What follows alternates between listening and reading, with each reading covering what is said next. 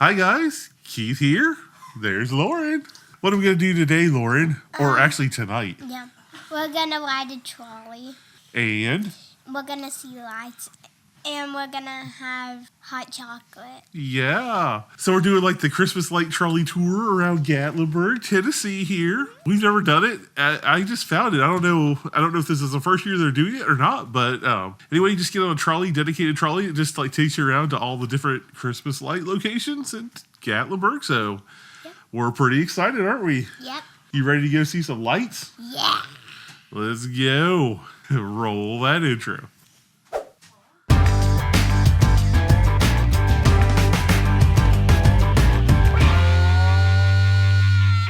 All right, this is going to be an interesting one. I'm not sure how it's going to go because it's so dark out here, as you can see, but we're going to give this thing a shot. It's looking pretty good so far, so we just got to go right over to the aquarium, which isn't far from Margaritaville, so see you in a second.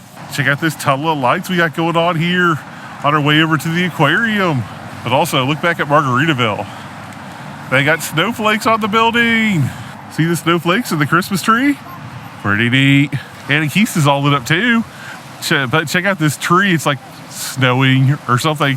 And Keith is so cool. We're actually going to be going up there. So checking out the lights they got up there. But not today. But look out for that video coming soon. We're now right in front of Ripley's Aquarium of the Smokies here. They have this place decked out. Check this out. Pretty Christmas lights everywhere. But one thing's amazing. Other than this purple tree with the purple flowers. Check out that Christmas tree. But also, let's just spin around. We're going to look back towards the parkway here in a second. Look at all the lights just in this one little area, guys. If this doesn't get you in this Christmas spirit, I don't know what will. Anyway, check out this Christmas tree. That is a lot of lights. Well, they got cool snowmen there, too. They also got a cute bear there. It's a pretty cool shot with the Christmas tree in the background right there. I don't know, guys. We haven't been here at Christmas in a long time, but Christmas might be my favorite in Gatlinburg.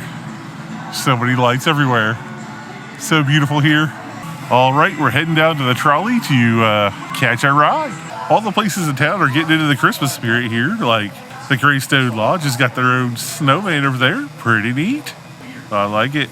Okay, so I might have misspoke. So if you're taking the trolley tour, you need to first stop in here to visitor information, which is just to the right of the ticket booth for the aquarium to get your hot chocolate or coffee. All right, 5 minutes till. We got our lines up. They have line 1 going up the hill here and line 2 going back that way. So they separated us out for the 2 buses.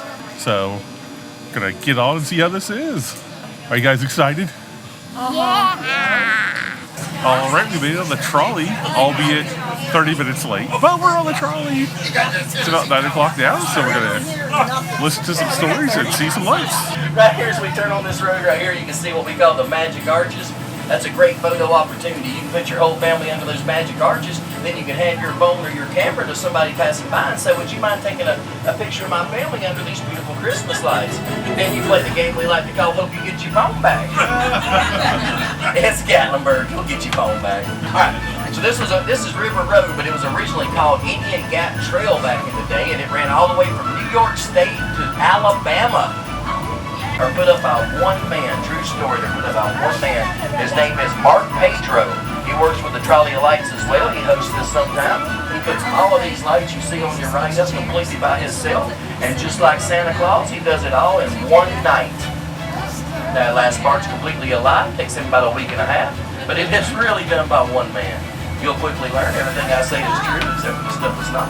First we'll go by the city display. This is one right here. This is one of the first city displays.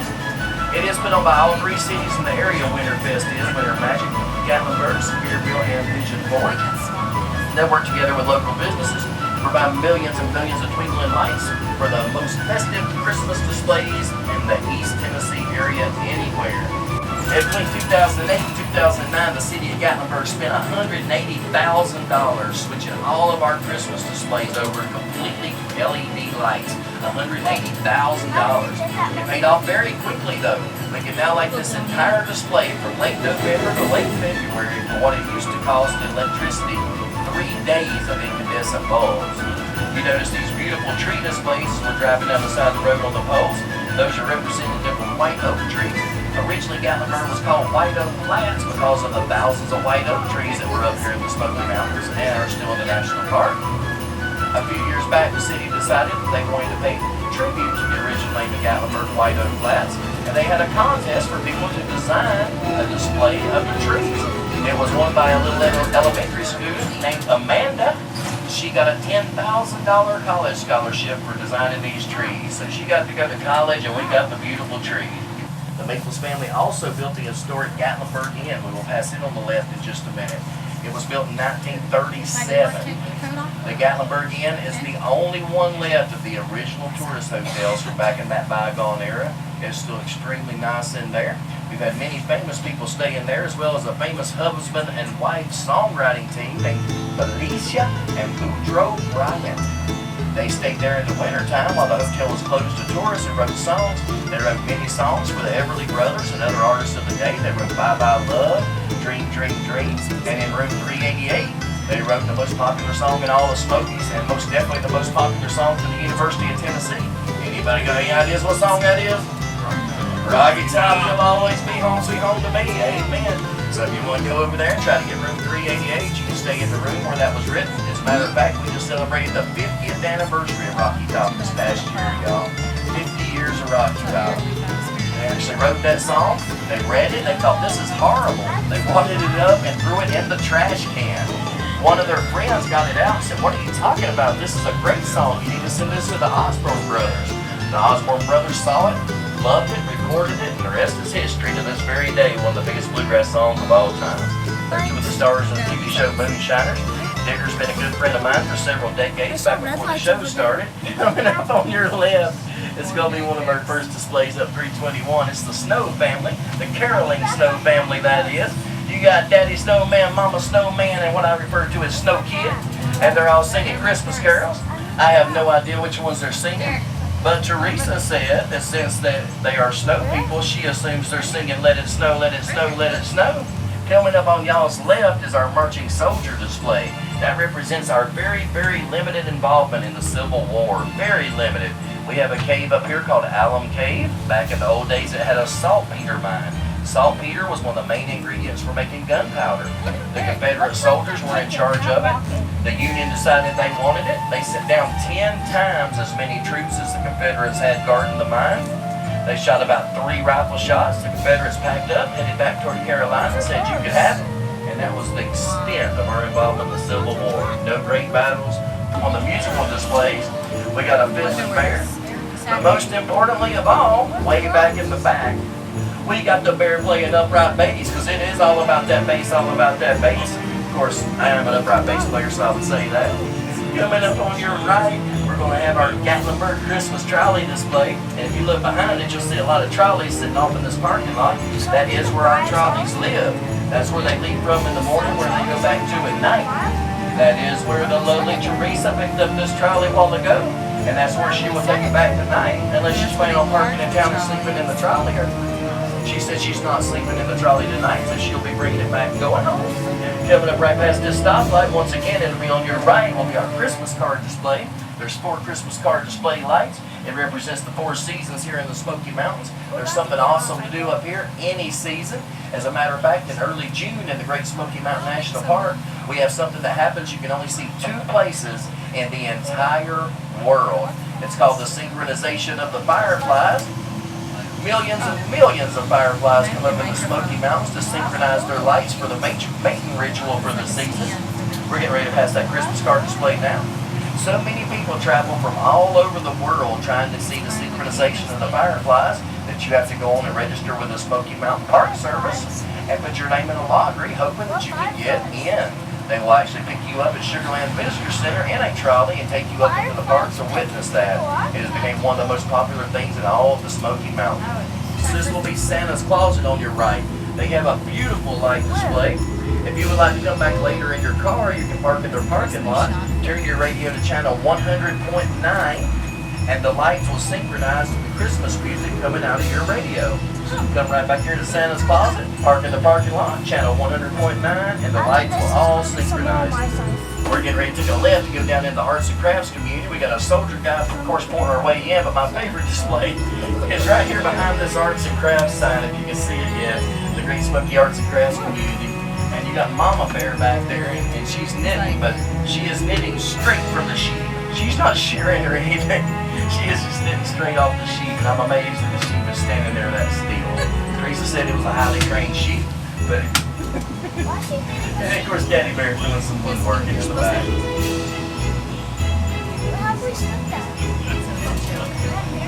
On your left is one of my favorite displays as well. This is our traditional cabin display. We've got Papa Bear out front working with a wheelbarrow, and then we've got the traditional cabin, but notice the water wheel turning. Before electricity, the water wheel was the only source of power tools. You had manpower, woman power, and horsepower, unless you had a water wheel. Mama Bear's weaving the baskets, and then we got Daughter Bear up there drying the basket. The very first Trolley Alliance tour we did, which was about 5 days ago, I had a little 6-year-old girl sitting right here with Grace sitting down. And that little girl said, that ain't basket making, that's Christmas trick or treat. I said, that sounds good to me, honey. So that was our Christmas trick or treating display you just passed. Here's another one of our arts and crafts displays. We've got a bear painting, we've got a bear doing pottery, and a bear doing the birdhouse. My favorite by far is the bear painting, because I grew up as a Bob Ross fan. I like to think while that bear is painting, he's saying, we're going to put a happy little cloud right here.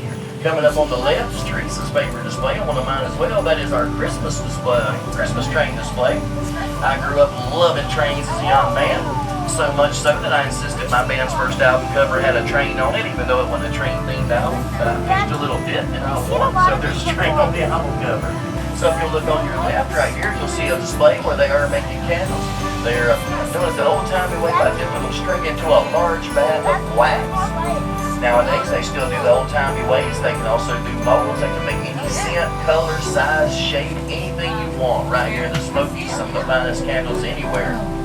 Right past that, you'll see this round display which says, Welcome to Gatlinburg. That is there because you can get to Gatlinburg through the arts and crafts community. You can start off in North Carolina and keep just winding little bitty tiny mountain roads all the way over the mountain and wind up right here in the arts and crafts community. Bells on bobtails ring, making spirits bright. What fun it is to ride and sing a sleighing song tonight. Oh, jingle bells, jingle all the way. Oh, what fun it is to ride in a one-horse open sleigh. Hey, jingle bells, jingle all the way.